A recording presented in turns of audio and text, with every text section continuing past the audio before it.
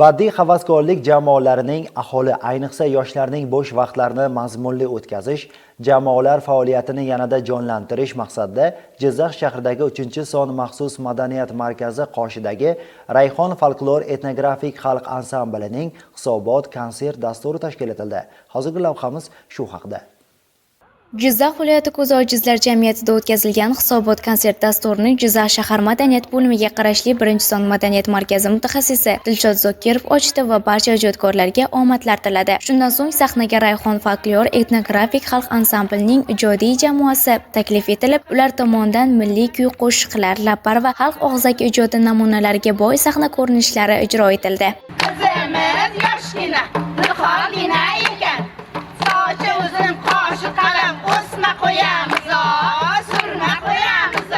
Jizzax viloyat madaniyat boshqarmasining 2026-yilgi 6-martdagi 26-sonli chora tadbirlar ijrosi yuzasidan mana bugun Jizzax shahar madaniyat bo'limi tasarrufidagi Jizzax shahar 3-son maxsus madaniyat markazi qoshidagi Rayhon folklor jamoasining navbatdagi 2026-yilgi 1-chora hisobot konserti bo'lib o'tmoqda.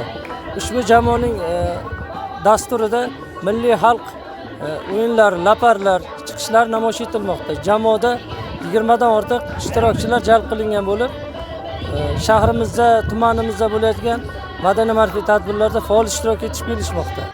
Jarayonni kuzatar ekansiz, ijodkorlarning har bir chiqishlarida xalqimizning boy madaniy merosi, urf-odatlari va qadriyatlariga bo'lgan hurmat yaqqol namoyon bo'ldi. Shuningdek, tadbir davomida ko'p yillar ushbu sohada samarali mehnat qilib, jamoa o'rtasida hurmat-e'tibor qozonib kelayotgan mehnat faxriysi Baxtiyor Isomovga tadbir tashkilotchilari tomonidan faxriyorlik hamda esdalik sovg'alari topshirildi.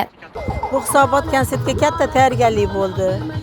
Mana shu ko'zi ojizlar markaziga joylashganligi uchun shu yerda o'zida tashkil etdik. Bu yerda mana muxlislar kelishdi. Qo'shiqlarimiz hammasi rang-orang.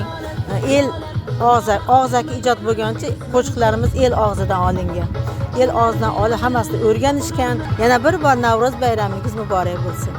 Mazkur hisobot konserti nafaqat ansambl faoliyatining sarhisobi, balki milliy qadriyatlarimizni asrab-avaylash, yosh avlodga yetkazishda muhim ahamiyat kasb etuvchi ma'naviy-ma'rifiy tadbir bo'ldi desak xato bo'lmaydi.